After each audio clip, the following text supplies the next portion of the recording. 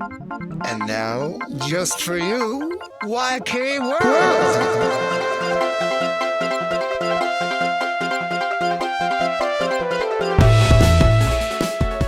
All right, you are listening to YK World, a podcast about the goop between music, art, and technology, told through the lens of YK Records and the Nashville music scene. I'm your host, Michael Eads. Thank you so much for tuning in. As you can tell by the episode title, we've got a rather special episode for you this week with Alex Mojaverian, aka Trash Man. Typically, with these interview episodes, I record an intro after the interview so that the guest does not have to sit awkwardly across from me while I introduce them, but not this time. Alex is staring at me right now, and I'm not even going to let him introduce himself yet.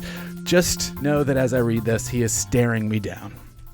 All right, so I first became aware of Alex way back in 2017 with the band Sad Baxter, of which he was the drummer, of which he is the drummer. If my records are to be trusted, I saw the band playing with the By Gods and possibly promoting a single called Doubt. Fast forward to 2020, and I somehow catch wind that Alex is starting to release his own music under the name Trash Man, the first song being a melancholy ditty called Please Don't Murder Me. Some weird things happened in 2020. Who can even remember? A few more years passed with Alex releasing 1 or 2 more songs per year. Then, in 2024, he informs me that he has a new EP ready to go called Moment of Bleakness. I was overjoyed to be involved, jumped at the opportunity. We worked together and released that in October of 2024, which I believe was rather well received.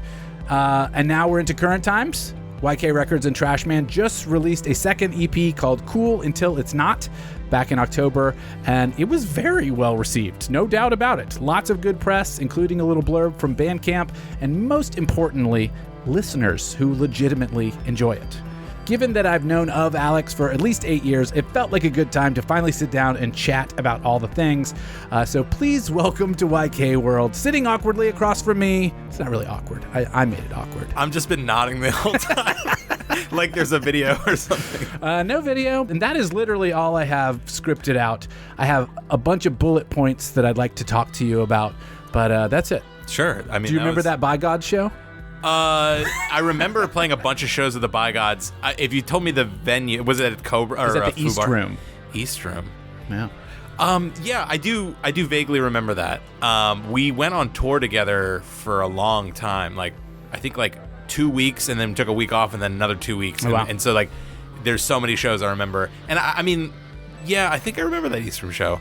I don't know if we why met. you would. We didn't. I don't think we met. Then. No. I wrote about Sad Baxter on We Own This Town, and that's how I remembered this, because I went and looked and was like, oh, it says here in the like paragraph review I wrote that I saw you at the East Room with the By Gods and was like blown away. Wow. Yeah. So I mean, I hadn't heard Weirdy at that point. That's what it's called, right? Yes, that came out in 2016. That Yeah. was like a full length that we did. Well, and the part that you glazed over was that I had been putting out little Trashman songs here and there for, between 2020 and 2024.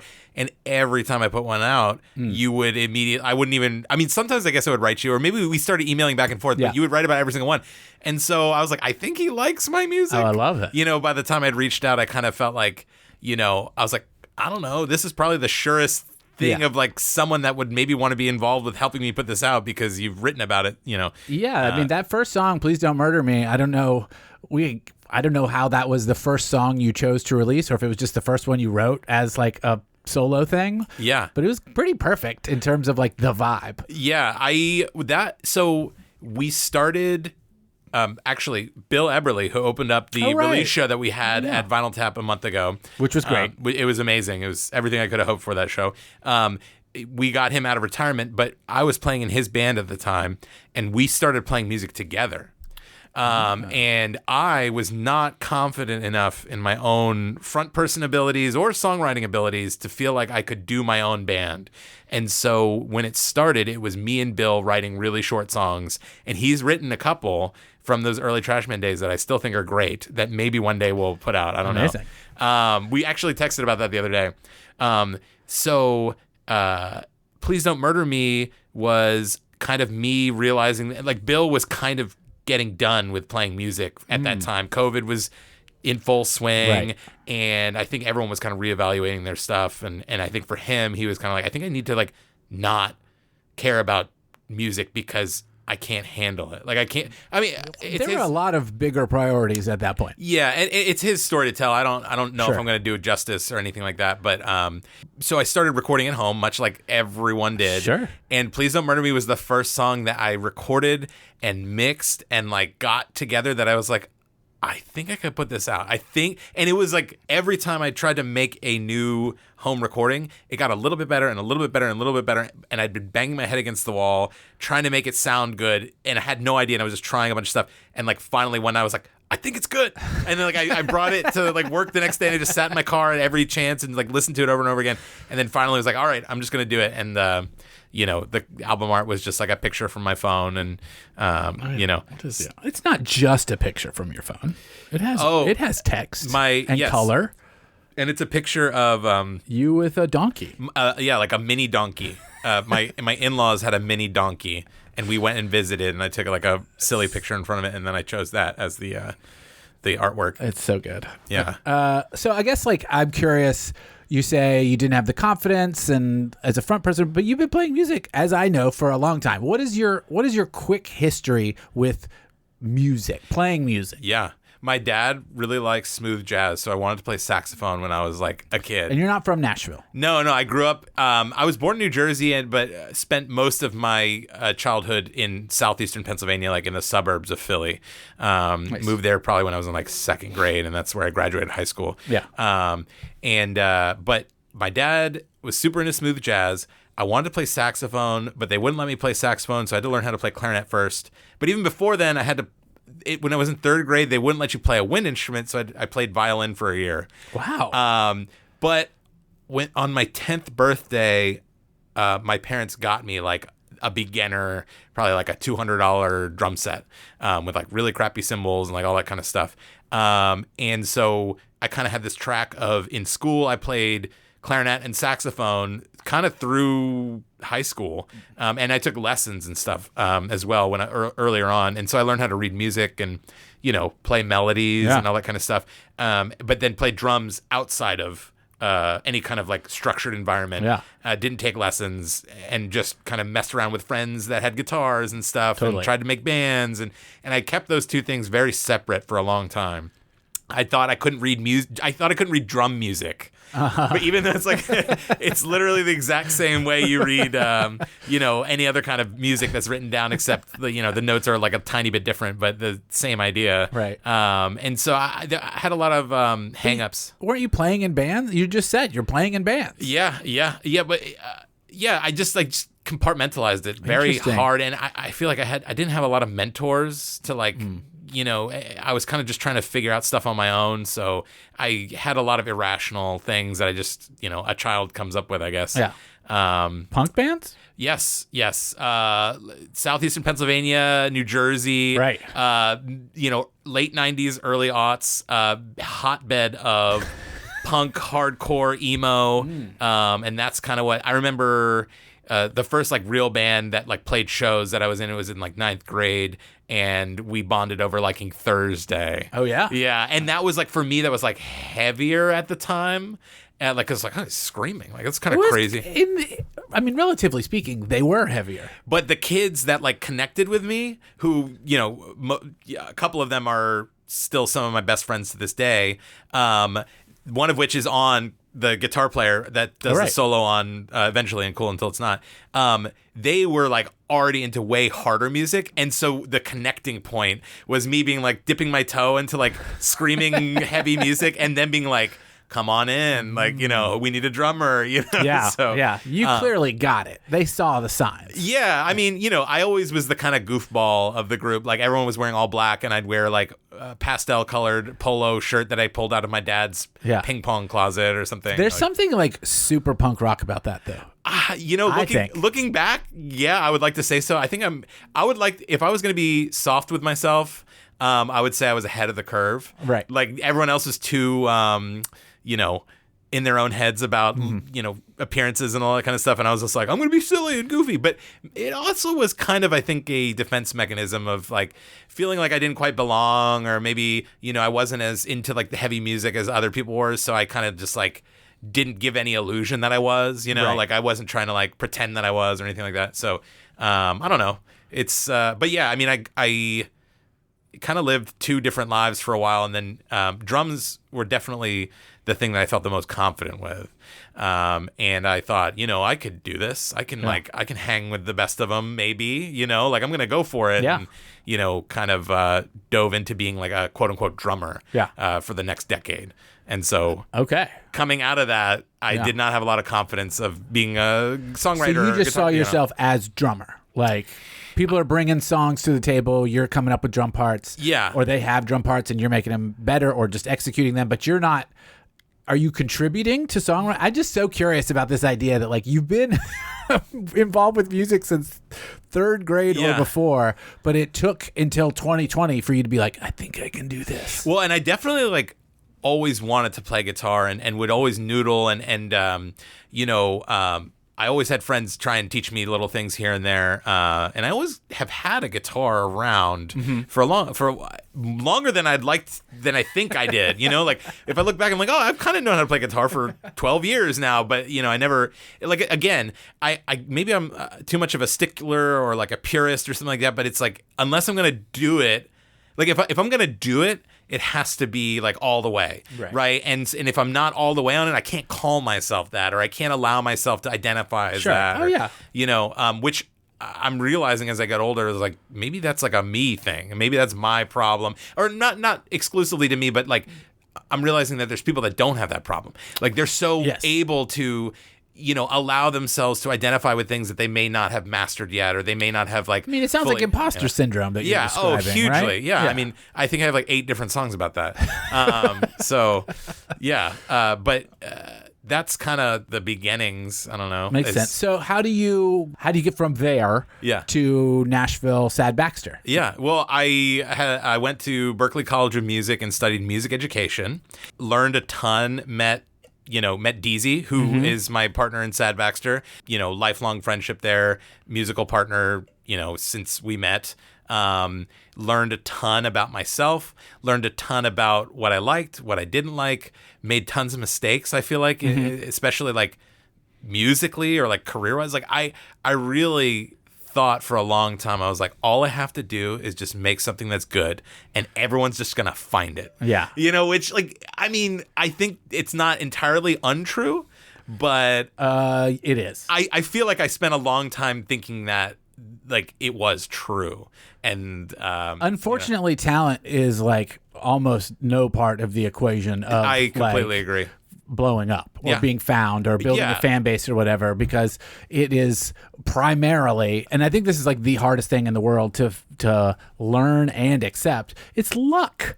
Like totally, like it's happenstance, and like maybe you were in the right place at the right time and you were skilled, or you knew this person or whatever, but like it's not about like, oh man, I wrote the best song, right, whatever. Yeah, that's not going to do it. If I put the right words and the right notes and the right chords in the right place, then it'll become undeniable, and I will be rewarded, or something like that, So I definitely knew I wanted to give music a go.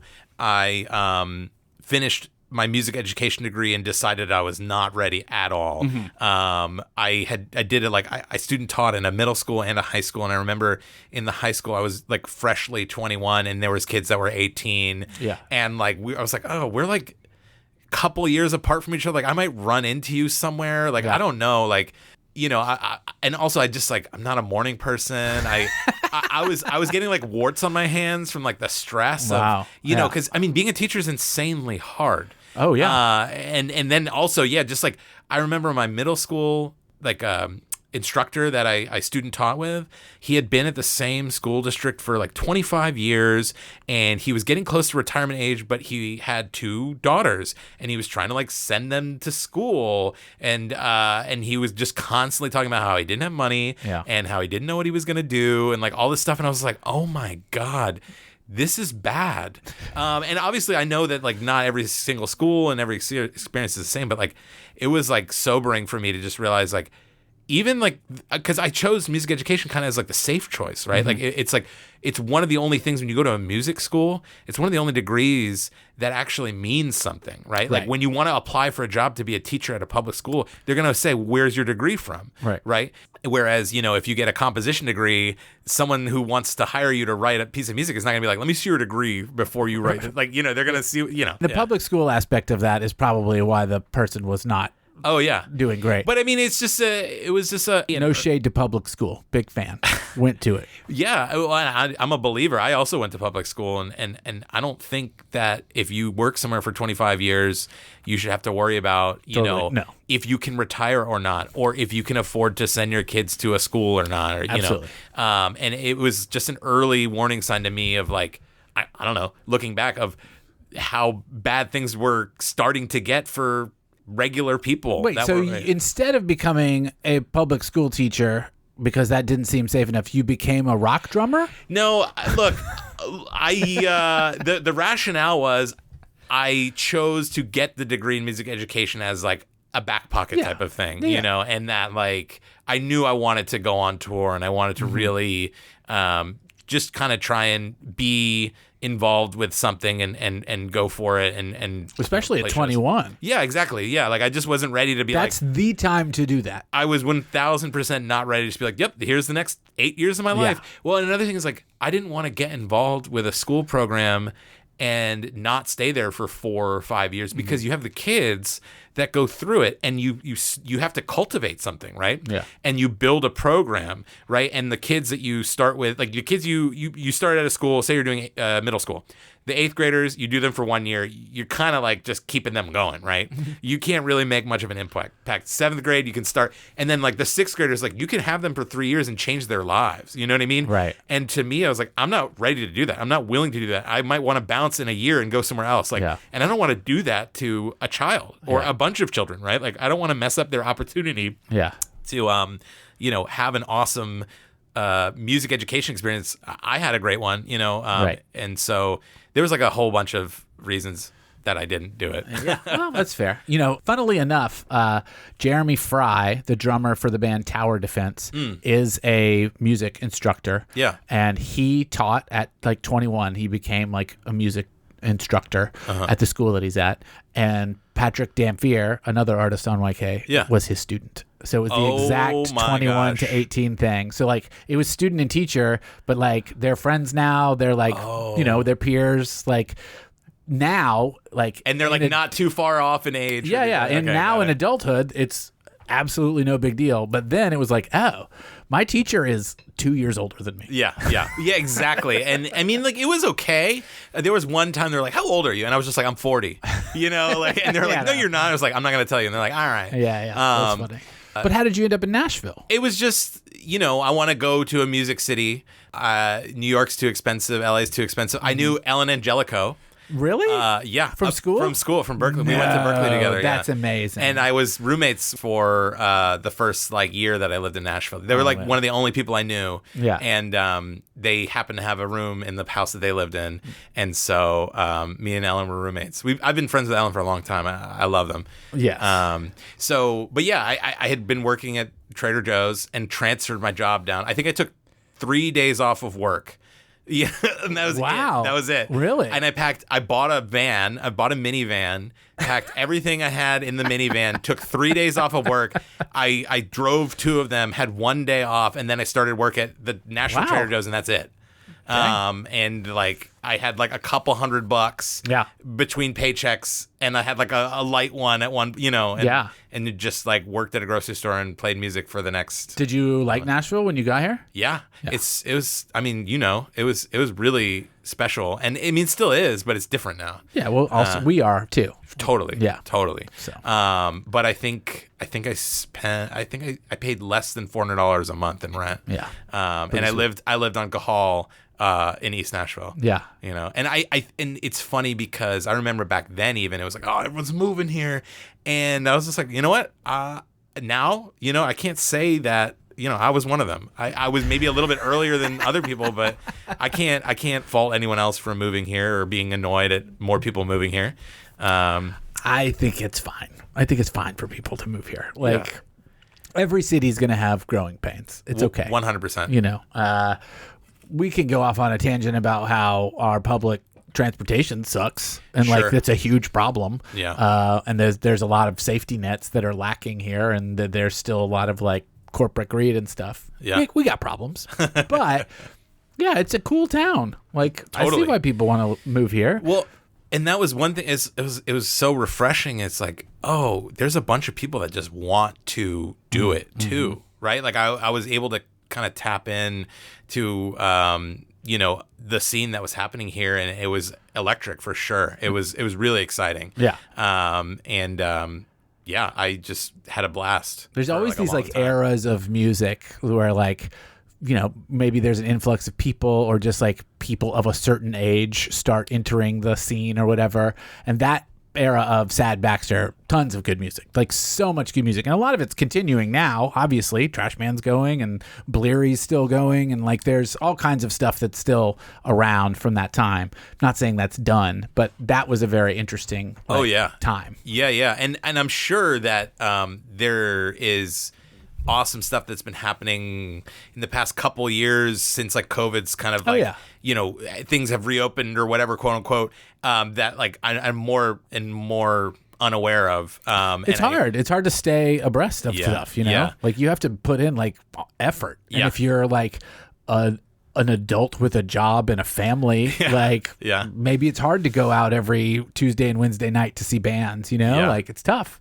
And it's so easy to just be like, oh, it was good back then and now it's not, definitely don't want to be like that. So, but I see you at shows. You're still going out. I go to shows. It's I have a wife and a child and a full-time regular job, and I want to be good at all of it. And also stay connected with music, and it's just different now. But I try and balance things out. My wife is awesome and is able to. She's really supportive of all the music stuff, which I'm always thankful for. Part of the reason why we get along, really. She's very into music as well. So your wife rules. Yeah. So you have now moved to Nashville. You're doing this band thing. I don't want to gloss over. I don't want to yada yada yada any of that. But I am curious. Like, I guess you already said 2020. You're locked down. You've been playing, and you've been playing with Bill, and you've kind of gotten a little bit of confidence, and then you get a mix that sounds right. Yeah. And that was the big unlock. Yeah, we had played a couple shows. There was 4 Trashman shows before COVID, and I'd say 2 or 3 of them were me and Bill, like, doing it, like each trading off songs, and I was playing drums and singing, which is something I still want to do. I actually was at a show last night, and I was thinking, I was like, maybe Trashman at some point we can switch off and I'll play drums, and the drummer for Trashman is a singer and guitar player in Bleary, right. And they're awesome at guitar, and so I don't know if we ever get more of a groove or play a bigger show or something like that. I think it'd be fun to switch off for a couple songs and just sing songs from behind the drum set. I mean, you sing a lot of harmonies in Sad Baxter, so it's not foreign to you. And could you sing lead? Could you do it? Oh yeah. And well, and you said that with such confidence. I have. I've done it before. I've played shows just on the drums singing Trashman songs. Oh yeah. I can do it. Well, drums is what I am good at. Guitar is something that's playing guitar. But it's so and much simpler. Like No. I'm a non-musician, so maybe that's a wrong thing to say. No. But there's a lot going on with playing drums. Well, the thing is, though, here's the thing. Drums, 4 things you control. Just 4 things. Left hand, right hand, right foot, left foot. That's 4. That's a lot Guitar, it's one hand over here and 5 fingers. Okay, fair. Each doing their own thing. I mean, I guess 4 fingers, but, Well, unless you're really good. Yeah, or, and also just like I don't have as much experience with it. So, yeah. I'm sure anyone listening right now is like, what an idiot. I'm Neanderthal. No, me. Like, guitar's hard, dude. What are you saying? No, I mean, if you ask 10 musicians, they'll give you 10 different answers. I think. I don't know. Probably. But one thing is DZ, when we first started playing music together, allowed me to be bad at playing drums and singing long enough for me to get good at playing drums and singing. That's very kind. Yeah. So I knew I wanted to do it. I knew I could sing, but like the act of doing it together and singing harmonies, like I was in bands back in the day that like, I remember I would try it out and it wouldn't go very well. And they'd be like, we're not going to let you do that anymore. That kind of thing. And so. Right. And you have to like work into it. Yeah, it was definitely something that I really wanted to do, and I worked at it, and now I'm confident in it. Yeah. And so it's funny that it maybe seem hard, but drums is so natural to me, and it's what I've known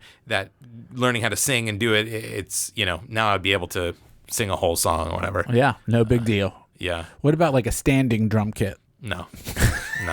Hey, I've seen it. I've seen it happen.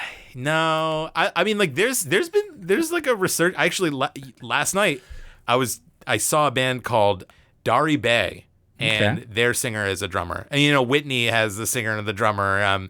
There's several bands now that are featuring the drummer as the lead vocal person. So I don't know if it's a shtick or if it's something that's kind of like becoming more mainstream. I'm not sure. But maybe you're just looking for bands that do that because there's a part of you that's yearning for that. I think it's cool, but like at the same time, I don't think people take it as seriously. Like I think people still want to see the person who's singing the music front and center, and so unless you like, and it's hard to do it when you're playing like local shows, where it's like you don't want to move everything around for right. Play like there's like a riser, and you have to use that. Yeah. You're not putting the drums up front. Yeah. So I don't know. One day I want to do more of it for sure, and it would be really fun.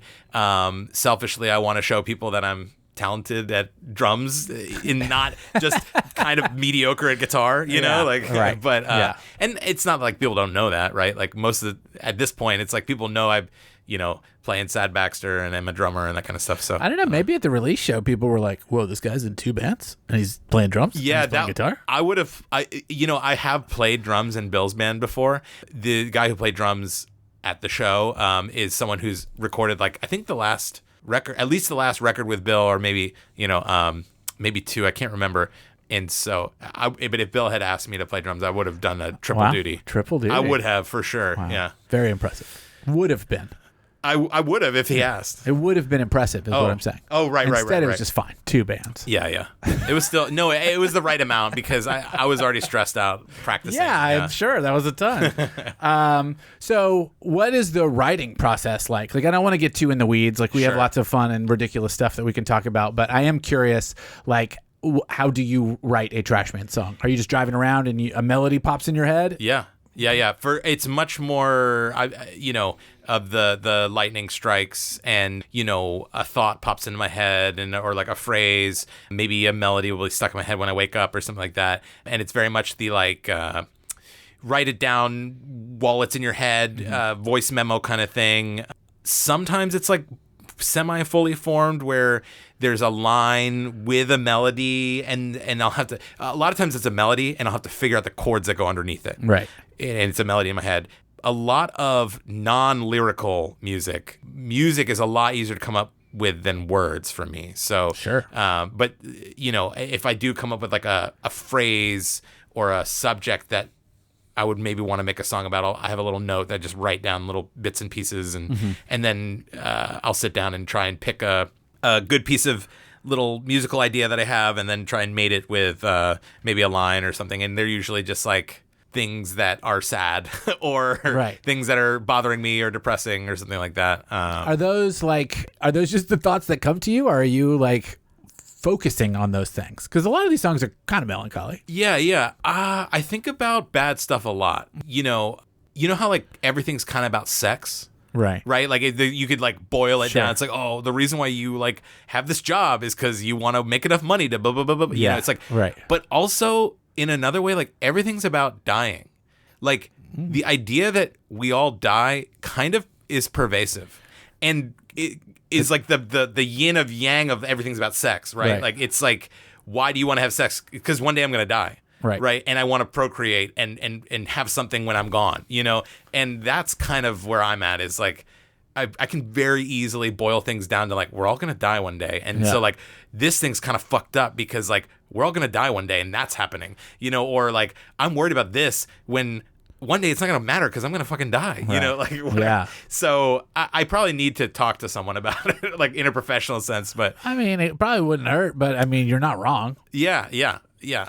I think I'm a worrier. I'm a worrier, and I will try and like play out scenarios, and I always just end up playing out scenarios all the way till I die. Yeah.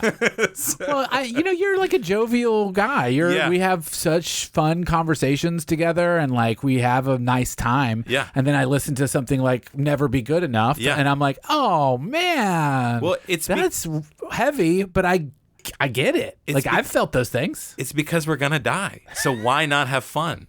I mean, I'm not joking. I'm like, what is the purpose of being alive if not having it be a good thing and trying to make it good for other people in your lives?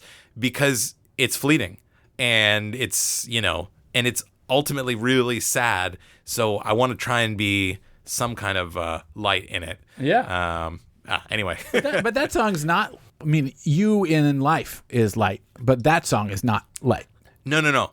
Yeah. Well, that's a whole other thing. What is that you said to me one time where you were like, songs are for the bad thoughts and then life is for the good times? You said something that's not a quote. I don't know. It's a paraphrase. Well, I mean, art is beautiful in the sense that it allows you to maybe say something in a song that you normally wouldn't be able to say in regular conversation or say to in any other way in your life, really. Yeah. So for me, it's definitely an outlet to like maybe try and make something that I think is interesting and cathartic, and connect with other people that may also think that thing that we would never have the opportunity to otherwise. Yeah. Oh, for sure. And just so you know, it worked. Like I connected with those things. Yeah. Like I've felt it fully. Yeah. For sure. Yeah. So that is happening.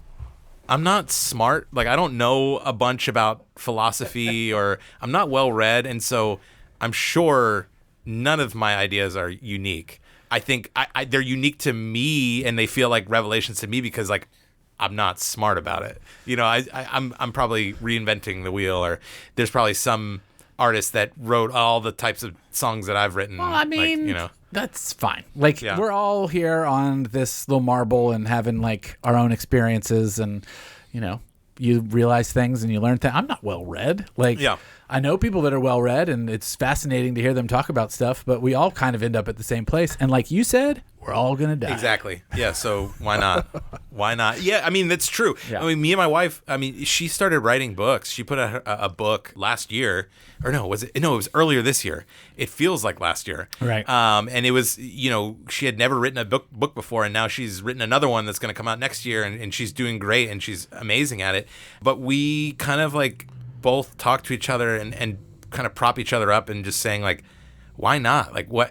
Like why shouldn't we? Right? I mean, I feel fear of failure is a huge element of that. Totally. Yes, you're right. But at the same time, it's like we're already relatively in obscurity. So it's like there's only up, Right. Right. Or at least the same. Right. Exactly. Or the worst thing that happens is you make a thing that you think is cool, and you had a creative output where you put energy into it that wasn't like watching the next TV series or, scrolling your phone, so I don't know. Well, I mean, I guess I shouldn't say you'd be on the same level, because at the very least, at the end of that task, your wife wrote a book.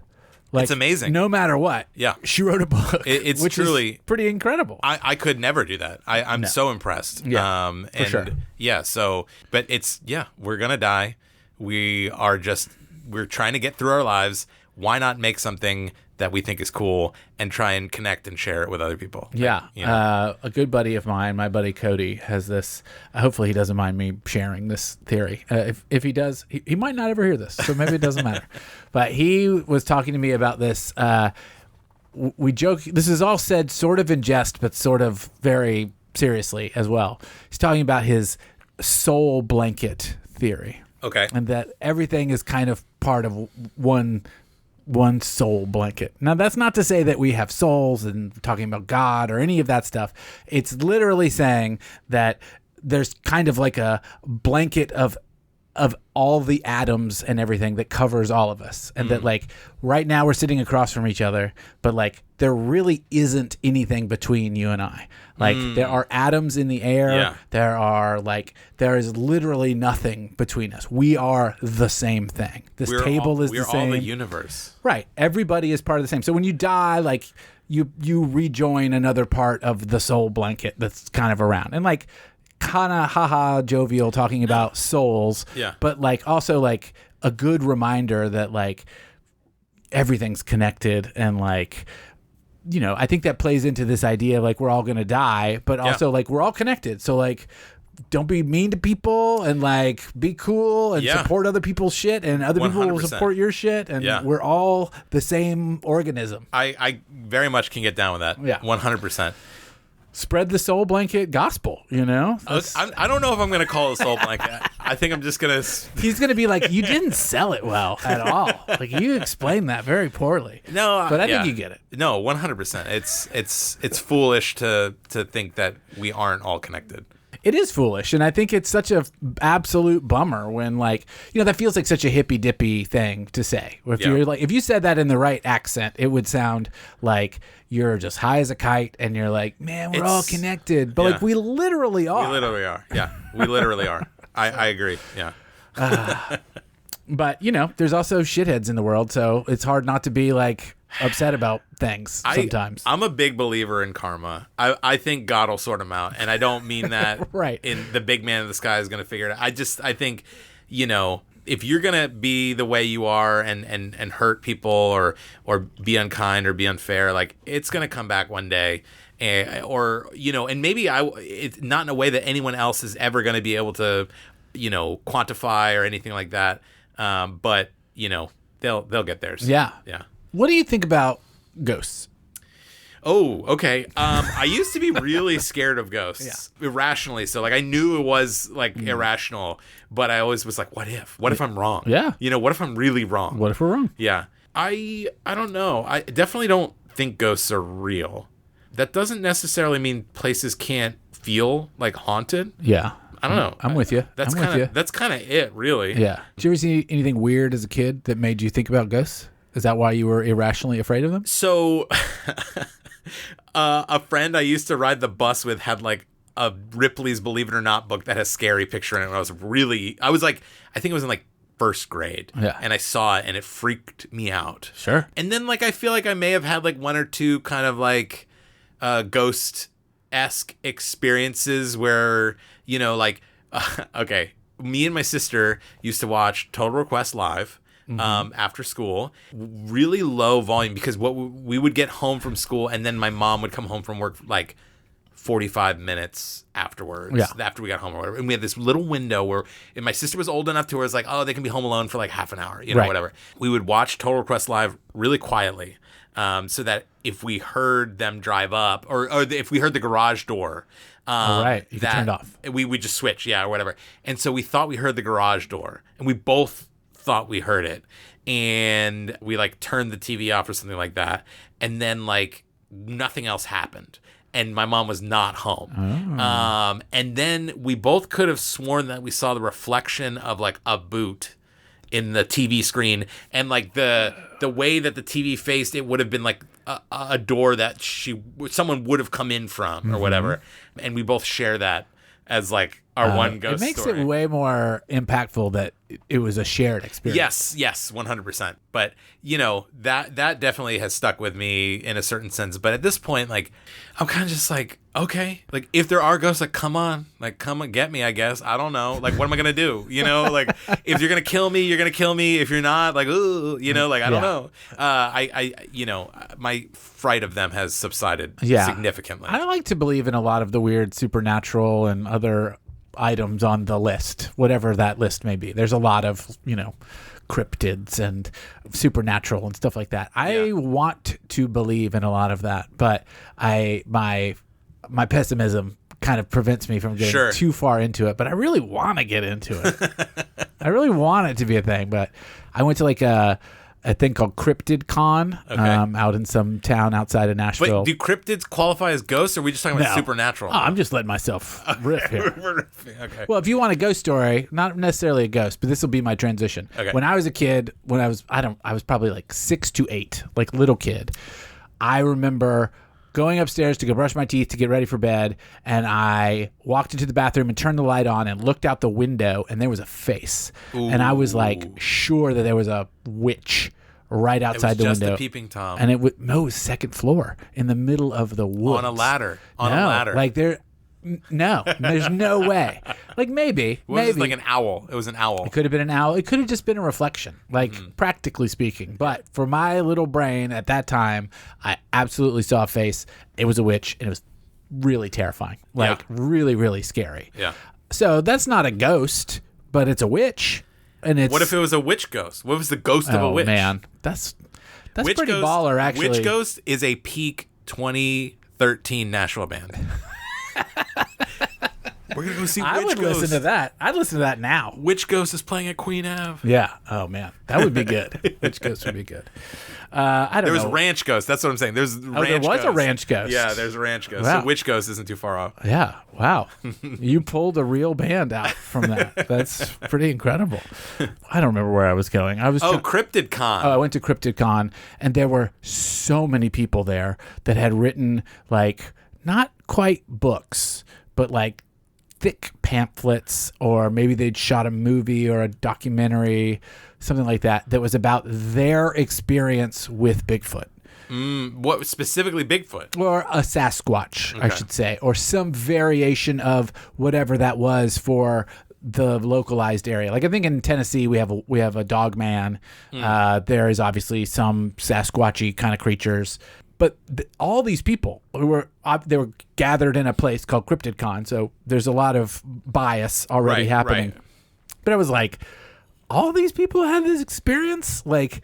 None of us have ever seen the bones of this thing. We've only seen footprints in mud. But these people in this room, more than half of them, have interacted with it. And it's really hard for me to buy, but I want to buy it. Sure. Yeah. No, I mean, maybe there's something there in terms of like actual psychologically identifiable something where, maybe there is some kind of human experience that manifests itself. And hear me out. Yeah. Do you know this about Sasquatch? They can teleport. Have you ever heard this? That one is more believable. That makes much more sense if they're able to be all of those different places. Yeah. That is an actual thing I've learned sort of recently, is that true deep believers of the Sasquatch as like a thing. Yeah. I don't know if that's like a breed or whatever you want to call it, but they are able to teleport. And that's why you don't really see them. I mean, if there were like quote unquote alien beings that were way more advanced than us, like, yeah, of course we don't know where they are. I've been waiting for this to come up. Yeah. I've just been waiting. Yeah, they have the technology to avoid being found out. Do you believe in aliens? Yes, 100%. You know why? Do you know why? No. Where do aliens live? In space. Yes. Where, so they're from a planet in space, right? Yes. Where do we live? We live on a planet in space. So why aren't there other planets that have aliens? Yeah. Well, but see, okay, so there's this question is kind of double-edged. Like, do you believe in life in the universe? Right. Yes, it's absolutely. Too big. It's too way big too to big. not be. It's a. And also, what's your definition of life? life? What's your definition of life? Is it a carbon-based being, Damn, or is I'm it about just to write a song about this. Next EP is called Definition of Life. But I mean, we look at like nearby planets and we're like, well, there's water there. It's like, man, there could be all kinds of shit there that like is just out of our comprehension. 1,000%. That's life. Yeah. So it's maybe not like within our realm of understanding. Or there's other dimensions. Anyway, I'm not going to go. The fact that we exist means other aliens could exist. But the question, when someone asks you, do you believe in aliens, is not really that. Yeah, it's like a contact. It's like, are there little gray or green men? Are there things that have come to this planet and visited or interacted or crashed? Any of those things? No, I don't think so. Because I think, literally, I really don't read a lot. I swear, and I'm not even trying to be, any which way about it, but I did read the 3-Body Problem and the series of that. Have you read that? Oh yeah. So I mean that is such a compelling theory where it's like the dark forest, right? It's like, I guess I don't really want to spoil it or whatever, but it's like, well, dark forest is more of like a general. Was that a science theory that came from that book? No, probably not. No, I don't know. We are not well read. Okay, yeah, but we did read that. But the idea is like, you exist in the universe in obscurity, and until you reach a certain point. It came from the book. It came from the book. Okay. It came from the book. What a good book. But yeah, like you exist in obscurity, or you have a lower level of threateningness to the universe, to where you aren't a priority for the predators of the universe, or like the beings that are omniscient or able to traverse the universe, are way more advanced than you. But the moment that you do pose a threat, or light a fire, or reveal yourself, that you open yourself up to that. And I definitely don't think we're there yet.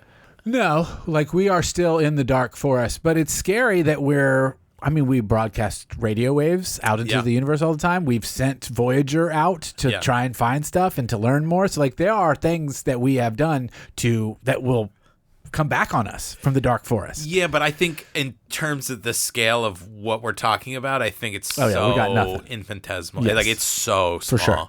I mean, have you been reading about 3I Atlas? Have you been keeping up with this at all? No. So 3I means third intergalactic. So like the Earth has come up with this new thing. Like the letter I. The letter I. Okay. 3I, not third eye. Yeah. But 3I. Gotcha. So there's a new basically nation coordination to watch the skies for intergalactic bodies. Okay. So anybody that's got a telescope, all of them got together and talked, like Venezuela and Great Britain and everything. This is a real thing. Government sanctioned? Yeah. Okay. Yeah. It's like science coming together. It's not just like a website. No. It's not like SETI, which SETI I think is just like, hey, we're a bunch of people that are watching the skies. Okay. This is like a real sanction thing. Obviously not well read enough to super speak about it, but basically if you have a giant telescope and you're watching a radar or whatever, you're watching the skies.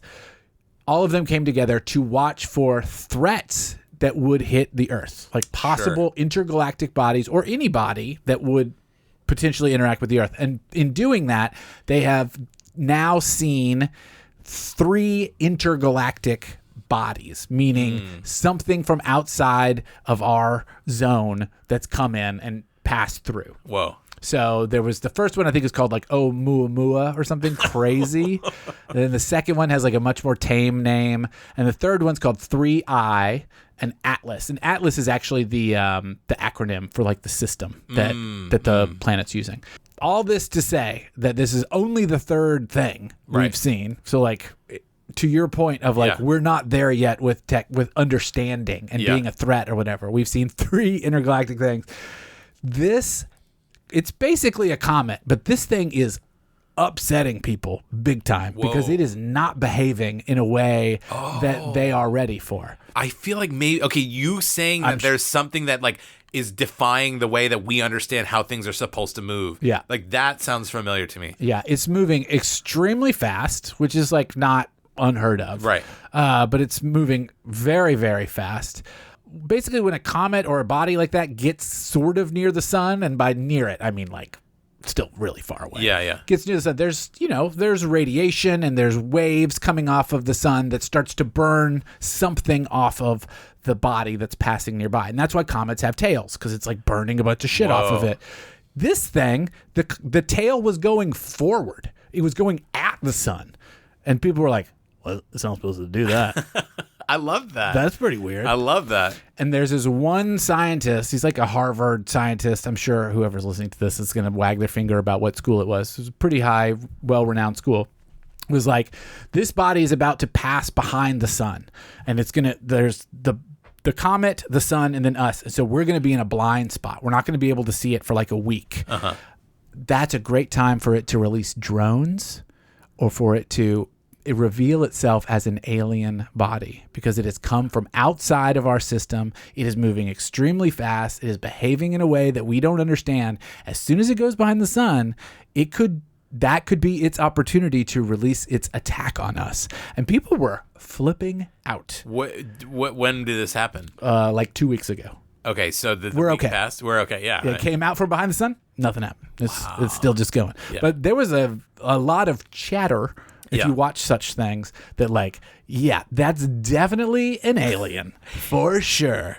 But I find that very exciting, and I love reading about it, and I am so compelled by it. But really, at the end of the day, it just speaks to what you're saying, which Yeah. is like, man, we don't know anything yet. I mean, like, we are, like, if the knowable universe that we see is like a body, we are like the fungus growing underneath a toenail that's been happening for like 4 days, and eventually someone's gonna put cream on it. You know what I mean? Right. And we're gonna die and go away, like, Yeah. or whatever. It You know, always goes back to we're going to die.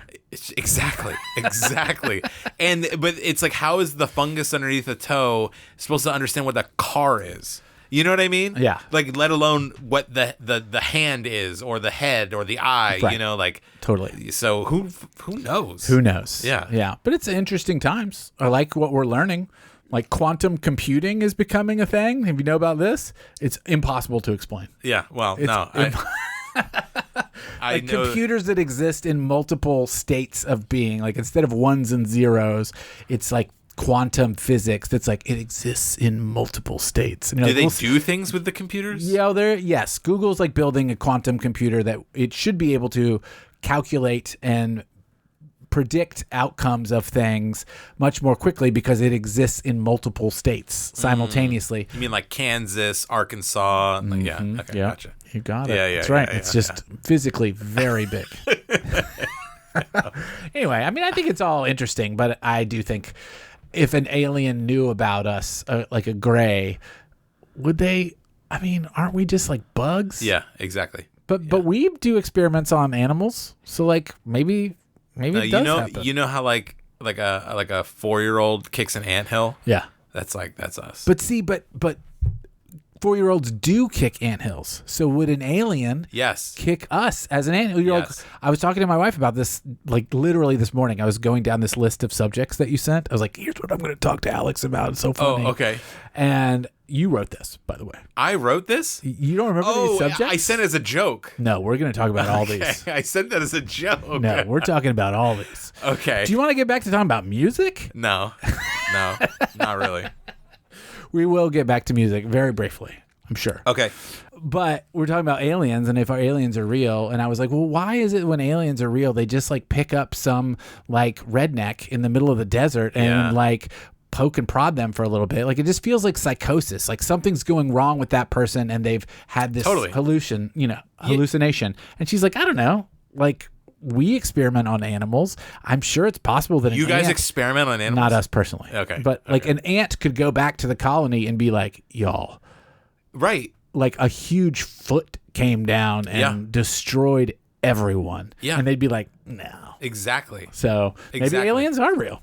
That's what I'm saying. It's like there's no way there's not. There's no way they're not. No, but here.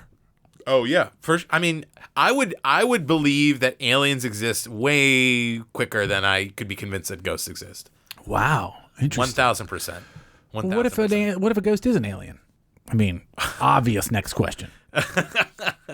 Well, then 2 birds, 1 stone, I guess. I don't know. Is Santa real? To my 4-year-old, it is. Yeah. I actually was just thinking that maybe we'll try and take her to see Santa this year and see what happens. Yeah. Do you do Elf on the Shelf? Look, here's the deal. I have no nostalgia for Christmas. I did not celebrate Christmas growing up. And my wife did and has a ton of nostalgia. And that's it. It's been, I don't want to say navigating is the right word, but I'm having to kind of reevaluate my relationship to Christmas as a holiday, mainly as like an American holiday, because my daughter loves Christmas. Yeah. And so it was kind of this thing where it's like, I'm not against Christmas. It's all good. But I never really put much effort into it. And admittedly, I still don't enough. This year, especially, she's different than she was last year. She's able to articulate so much more. And I'm just kind of like, she loves Santa. She makes me put on a Santa hat and calls me Santy. Yeah. And That's like all adorable. this. Yeah, it's amazing. Yeah. I love it. And so Yeah, maybe Santa is real. That's maybe Santa is real. I mean, to her, Yeah, for sure. 100%. And I need to figure out my own thing and make sure I'm not, preventing her from having her experience, right? Like I that's the last thing I would want to do is be enough of a curmudgeon about Christmas to where it ruins it for her, or she doesn't. Well, you just have to be ambivalent. You don't have to be curmudgeonly. Oh no, and I mean, like I'm. It's a process. I'm trying to figure it out. Yeah. It's like once a year for like a couple weeks. I'm like evaluating my whole life in terms of Christmas. You know what I mean? For the past couple of years. Yeah, that's a good side plug for last year. We released a YK Records holiday compilation, and you wrote a song for it. Yes, a rarity. This is like a trash man rarity. It is. It's, and it's about that. It is, yeah. I wrote a song about how I did not grow up in a Christian household, but I did grow up in a household that like believed that all religions are valid in their own way, and that like we were kind of offered the opportunity to celebrate Christmas if we wanted to. Yeah. And that was always a weird thing because at a certain point I was like, well, I can tell like you don't care about Christmas, right? And so now I'm terrified of repeating it with my child, right? But yeah, I wrote a song basically like we would have this little tiny Christmas tree on a table that was like, oh, we're celebrating Christmas so you don't feel left out at school and you're like whatever. Very quickly I was just kind of like, you're doing this for me, and you're like, you don't have to do this for me. Like, don't. I mean, that's such awareness from you as a child. That's awesome, and it's kind of badass that your parents were like, hey, they're all valid. You can believe what you want. Yeah. I think there's some real upsides to that. For sure. I mean, maybe you're like, I wish we'd just done Christmas. I don't know. I really don't. Like I said earlier, I need professional help, and I have not sought it yet. And songwriting only gets me so far, I guess. But what's crazy is that song was like proto Cool Until It's Not. Yeah. So my friend who I grew up with, or I was like, I became really good friends with him in high school, and he's one of my best friends from Pennsylvania. His COVID project was like learning how to record music. He was always been a great drummer. Me and him have been like drum buddies for a long time, and so I was on vacation visiting my mom and visiting back the Philadelphia home. area. Yeah, back home. Yeah, and I stopped by his house, and in 2 hours we recorded that Christmas song. Oh, wow. And I had it in the back of my mind. I knew he had been like messing around with recording, and I had been writing the song because you asked me to. And you were like, hey, do you want to make a contribution? I said yes, but I didn't have anything yet. Yeah. And so I was trying to figure it all out. I finished it in my head on that vacation. And then we were going there for the afternoon, and I had it in my head. I was like, wouldn't it be cool if we did this? And we just kind of snuck away for 2 hours and did it. And we did do it, and it sounded great. I thought it went really well. Yeah. I think he's gotten so good at recording, and it's kind of amazing because, to him, he's kind of still new at it, but he had like built this like studio in his basement, and he has all this cool gear, and he's very studious, and I don't know, like, I could go on and on about it, but well, there's also like a comfort level because you've known him for so long. Oh, and that's the best part is he's my bud. Yeah. And so I was so comfortable. And then so once we did that on New Year's Day, so we put that out like Christmas time, whatever. Yep. On New Year's Day, I was like thinking about the next year, thinking about how I wanted to do another EP, and I texted him. I was like, what if I like came up for a long weekend and we like recorded an EP and did more of what we did with that Christmas song. And that's kind of how, the cool until it's not. So did you start demoing then, or did you have the demos? Like, I had a couple songs that were in the can in terms of like, I write everything on like acoustic guitar essentially. Uh-huh. So I had a couple songs done that I knew were done. And then I was like, let's pick a date, and then I was kind of like, okay, and then I'm gonna finish 2 more, 3 more. I can't remember exactly the timeline of when things got finished or whatever, but and then I did demo everything in my home situation to make sure and to send it to him to make sure we all were on kind of the same page of what I was like kind of going for, right? And then we very quickly tried just retract everything, and because we were on the same page and because we knew what the songs were kind of going to sound like, we were able to get it all done in like 3.5 days. Yeah, which is incredible. Yeah, and we were just texting about it earlier today, and he was kind of like, May, like you come back in May, like and I've been trying to.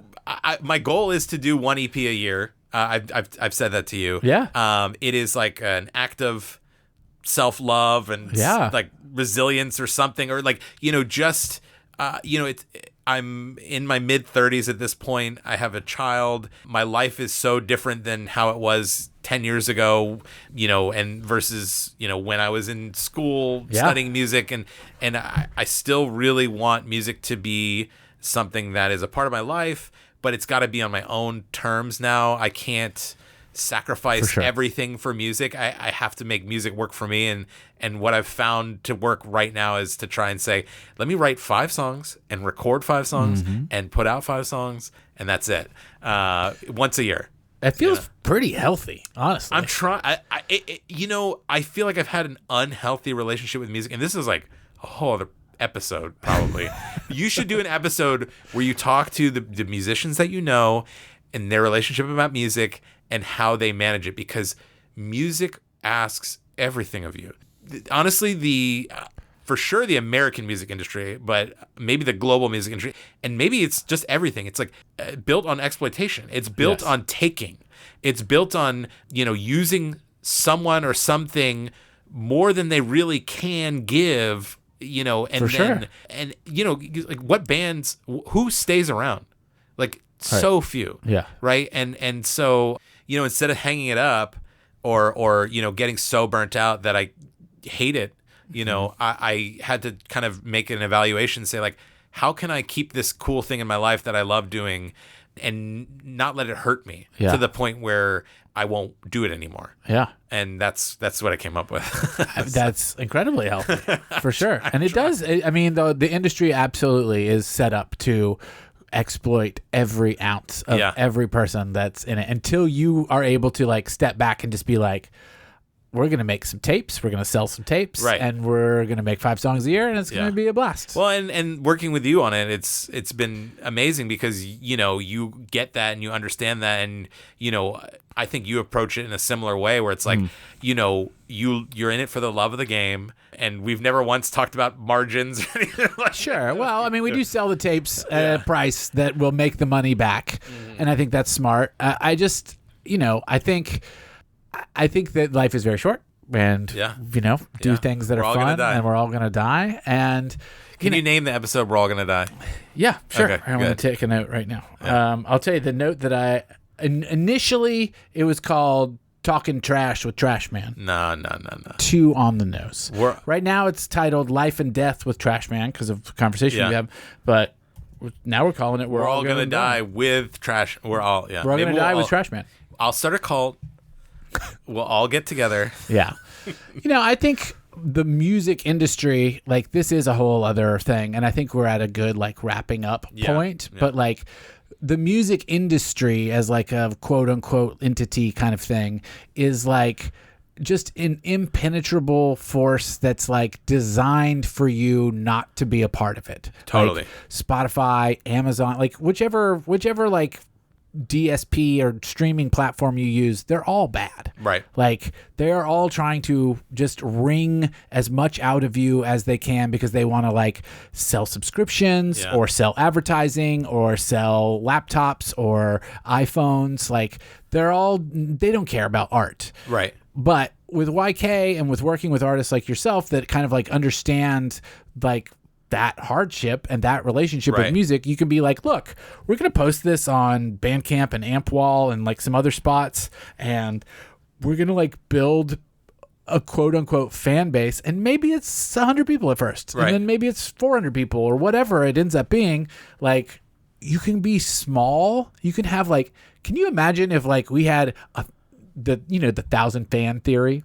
Okay. The 1,000 fan theory is if you have 1,000 fans that will buy something from you, you are so much better off than like almost any other scenario like in the record industry. 3% of, Right. Yeah. And like getting 1,000 fans that will buy stuff from you means having probably 10,000 fans. Yeah. Like it's still a long road, but like it's still much easier to achieve than being like, I'm going to get 2 million plays on Spotify. It's like, you're not. Right. And it's not that your music isn't good, and it's not that you're not talented. It's that this system isn't designed to give you, the independent artist, 2 million plays. Right. It's going to give it to somebody who is on a label that is owned by Sony, that has an investment in Spotify, that like, they're all playing together. And the thing is, like, even with that artist or that person, the powers that be are taking more from them than they're getting back.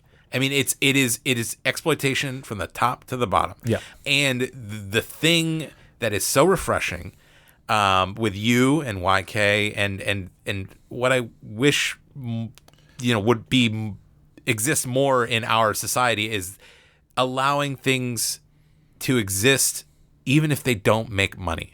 Right? There's so many things in life that are great and amazing that aren't profitable. Yeah. And I feel like we've been led to believe that things should not be around if they don't make someone money. Right. And that's so weird. Yeah. That's weird. Yeah, that's capitalism. Yeah. Capitalism is designed to just weed out anything that is not profitable. And that's not how life is. No. It's unsustainable. I think Canadians are probably listening to this going like, guys, I got to tell you, you can have a system that cares about art. During COVID, I had to write a fake a show contract for a band that we had booked on a show because Canada was reimbursing them for lost money from the shutdown of COVID and all that kind of stuff. So like it's like, hey, like we didn't write up this contract when we booked the show, but can you like come up with like what we would have expected to earn because like we're gonna submit it because the government is literally paying us to be artists. And it wasn't like subversive or like sneaky. It was literally just like, oh well, we booked a DIY show, but like you guys would have made $100, like here you go, right. And then the government's like, oh, we'll help you out. Here's your lost profits. The band Broken Social Scene, their label Arts and Crafts, and Broken Social Scene is part of like all these other bands, and like Feist exists and just all of these bands. So many bands are involved with Broken Social Scene. They're Canadian band, Canadian label, totally subsidized by the government. And it's, some of my favorite songs ever come from that like group. Right. And it's just like phenomenal that the government was like, hey, art enriches lives. And furthers the Canadian agenda. Hell yeah, I'm all for it. I'm for the Canadian agenda. Yeah, the heart of it is I'm a diehard capitalist. So. And I hate myself for it. Wow. We really got into it. We're going to get, what was it? Ghost Alien or Alien Ranch? No. Ghost Witch. Ghost Witch. Yeah. Witch Ghost. Yeah, Witch Ghost. We're going to get Witch Ghost. We're going to unearth those demos, put them out in Canada. It's going to be great. That's me and Michael's new band. Yeah. Oh, man. You don't want to be in a band with me. Yeah. Trust me. It'd be awful. Well, I'm not going to let you do anything, but you're going to, Okay. Future Michael interrupting here with a quick addendum to this interview with the wonderful Alex Mojaverian. I forgot to ask one very important question. I learned this question from the podcast Major Label Debut. In every episode of that show, they talk at length with an artist about their experiences creating a specific album, and then they ask them, most importantly, what were you eating during that time? I failed to pose that question to Alex, but we're going to fix it right now with the power of podcast editing. So, Alex, what was the food situation like during the making of Cool Until It's Not? So the food situation when we were recording got started with us going straight from the airport to a hoagie shop and picking up sandwiches for me, Dave, and Rachel, his wife, who's also a really good friend. And then from there, we just didn't leave their house the whole weekend. And Rachel was making us all this great food. It was just the best situation I could have asked for. Notably, lots of coffee. Rachel was making these things called fluffies, I guess. That's like a Steve Albini thing. Like he like put out, I can't remember if it was like a blog or like a video talking about the coffee that he makes in his studio or something like that. So there was a lot of those. And it was just great. And again, it's like I was in some kind of like bed and breakfast recording studio or something with some of my best friends. And it was wild. Yeah, the food helped fuel everything else. So it was amazing.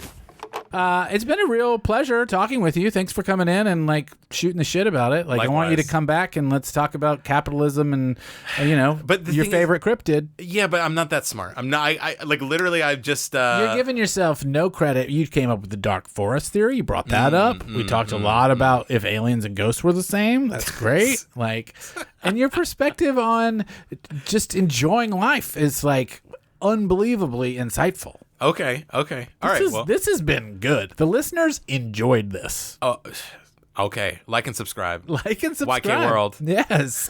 Find us at ykworld.show. Find me at records_YK. I mean, just use the search box. You don't need to like know somebody's Instagram handle. Hey, Future Michael bursting in one more time just to lay on some extra platitudes for Alex that I couldn't do right to his face. I absolutely love Moment of Bleakness. I adore Cool Until It's Not. I shared both of them with someone the other day, and they responded, "Oh, this is absolutely my shit." And you know what? I feel exactly the same way. Trash Man is absolutely my shit. I'm really overjoyed to be able to work with Alex. I love both of these EPs. I am sure that there are more EPs and LPs and other releases in the future, and I am on board to be involved. I hope you are on board to enjoy them. Make sure you get both of them into your ears as soon as possible. Thank you so much, Alex. Really appreciate it. Thank you so much, listener. All right, back to the show. What do you want to plug here at the end? We obviously want to plug Trashman. Yeah, trashman.online. Yeah. No .com. It's .online. Trashman.online. And my Instagram is Mojo Beats with an S, not a Z. Yeah. If you do Mojo Beats with a Z, you'll get this hip hop producer in New York City. We follow each other. Nice. One time I DM'd him when I was in New York saying we should meet up. And he said maybe, and then I never heard from him. Heard nothing. But yeah, Instagram I use a lot. Trashman.online. And we'll see you next fall for another EP. Mm-hmm. And links in the show notes for like his wife's book and Bleary and Sad Baxter. All the things that we talked about here, those are in the show notes. You can find out some more. Thank you all so much for listening. Take care of yourselves. I will talk at you soon. Bye. Bye.